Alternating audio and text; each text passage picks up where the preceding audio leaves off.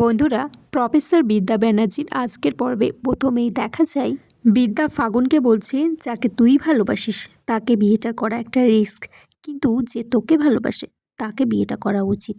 ফাগুন তখন বিদ্যাকে বলছে, তাই নাকি? তাহলে সেই সিঁদুরের মর্যাদা তুই দিলি না কেন? বিদ্যা বলছে, আমার ক্লাসে বেশ কিছু স্কলার আছে যারা এই বাংলার বুক থেকে হারিয়ে যাচ্ছে। তাদের দুর্দান্ত কিছু স্বপ্ন, কিছু করার জন্য তারা দুর্দান্ত কিছু ছাত্রছাত্রী যাদের ভবিষ্যতে কিছু করার উদ্যম আছে, যাদের চোখে স্বপ্ন আছে, তাদের স্বপ্নগুলো সব কি হারিয়ে যাবে? আর সেখানে কিছু মোটা টাকার ডোনেশন দিয়ে বড়লোক বাবার ছেলেরা তাদেরকে হারিয়ে দেবে। বলছে তারা তো সেরা সেরা কলেজেই যাবে, আর বিসিসিআই কলেজের মতো সেরা কলেজ আর কোথাও নেই, কিন্তু তারা সেখানে যেতে পারছে না কারণ সেখানে বসে আছে রাজদীপ চ্যাটার্জির মতো একজন মানুষ। বিদ্যা তারপর বলছে, যাই হোক, এখন তোর এইসব ভাষণ ভালো লাগবে না, কারণ তুই একটা সুখ স্বপ্নে আছিস। ফাগুন তখন বিদ্যাকে বলছে, কিন্তু সেই সুখ স্বপ্নের লোকটা যে তোর মাথায় সিঁদুর দিয়েছে। বিদ্যা তখন বলছে, ফাগুন তুই প্লিজ এইসব কথা এখন বলিস না, ভালো লাগছে না শুনতে। ফাগুন বলছে, ভবিষ্যতে এরকম কিছু হবে না তো যে তোকে পরানো সিঁদুরের দোহাই দিয়ে ভবিষ্যতে তুই আমাদের মাঝখানে চলে আসবি?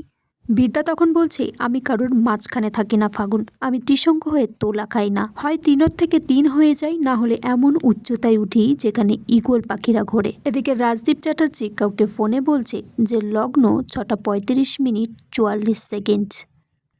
আমার ছেলে রাজদীপ তার মিনিট 15 আগেই ঢুকে যাবে। রাজদীপ চ্যাটার্জি ছেলেটাকে বলছে, বিয়ে শেষ হতে হতে 8:30-9টা বাজবে, আর যখন বিয়েটা শুরু হবে তখন আমি তোমাদেরকে ফোন করে দেব, তুমি সেখানে আমাদের একাডেমির একটা বোর্ড নিয়ে গিয়ে লাগিয়ে দেবে। তখন ছেলেটি বলছে, স্যার যদি কোনো থানা পুলিশ চলে আসে? তখন রাজদীপ চ্যাটার্জি বলছে, কেউ কিছু করতে পারবে না, কারণ আমার কাছে লিগ্যাল আছে।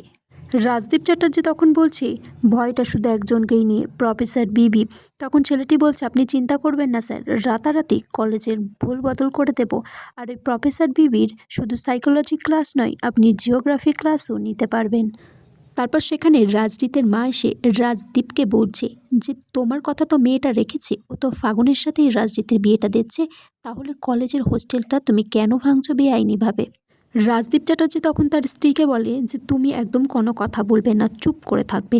তখন রাজদীপের মা বলছে যে তোমার কাছে তাহলে সব কিছুই একটা ঠকানো, তোমার কাছে ডিল, তোমার ছেলেকে বিয়ে দেওয়া তোমার কাছে একটা বিজনেস, একটা মেয়েকে ঠকানো তোমার কাছে বিজনেস, তোমার প্রতিশ্রুতিগুলো না রাখাও তোমার কাছে একটা বিজনেস।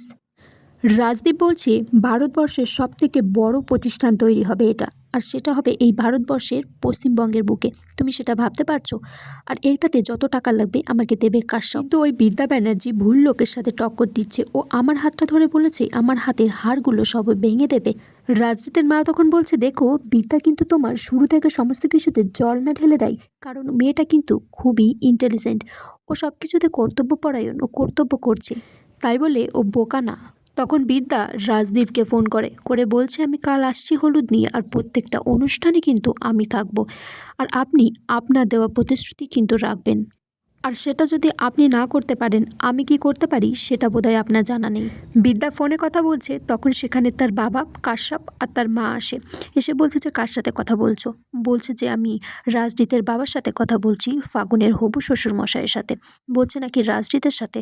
তখন বলছে রাজদীপের সাথে কথা বললেই বা কি, ওর তো কিছুদিন পরেই ফাগুনের সাথে বিয়ে হবে, আর সেটা আমি নিজে হাতে দেব, কথা দিয়ে। বিদ্যার কাকাই তখন বলছে, কিন্তু না, তুমি এখন রাজদীপের সাথে কোনো রকম কথা বলতে পারবে না, কারণ রাজদীপ তোমার সিঁদুর পরিয়েছিল। তখন বিদ্যা বলছে, তাহলে বিয়েটা তোমরা দিচ্ছ কেন? আর বিদ্যা তার বাবাকে বলছে যে কাকাইকে এই রকম বাজে ইঙ্গিত ইশারা করতে বারণ করো। বিদ্যা বলছে, আমি একাধারে বাবার কর্তব্য, মায়ের কর্তব্য সবটা করে যাচ্ছি, কিন্তু মন্ত্রটাও যদি জানতাম বিয়েটা আমি নিজে হাতেও দিয়ে দিতাম।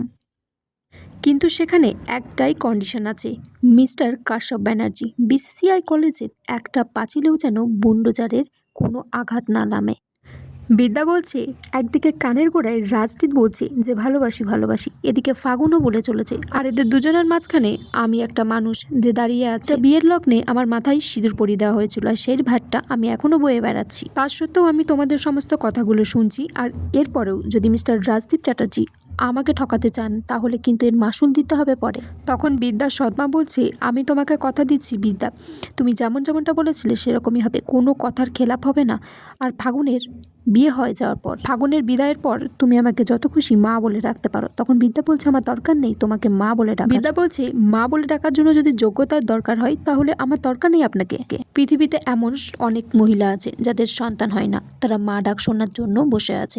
আমি দরকার পড়লে তাদেরকে মা ডাকবো, কিন্তু আপনাকে রাখবো না। বন্ধুরা, আগামী পর্বে দেখা যায় যে বিদ্যার কলেজে একজন প্রফেসর বলছে যে রাজদীপকে ফোন করে যে কলেজের সমস্ত ক্লাস কাল বন্ধ থাকবে। তখন রাজদীপ বলছে ওই কলেজের পাশের জমিতে কাল আগুন জ্বলবে। একটা মেয়ে তখন শুনে ফেলে কথাটা, বিদ্যাকে ফোন করে জানায় যে আপনাকে ঠকানো হচ্ছে। আর এখানেই আজকের পর্ব শেষ হয়ে যায় বন্ধুরা।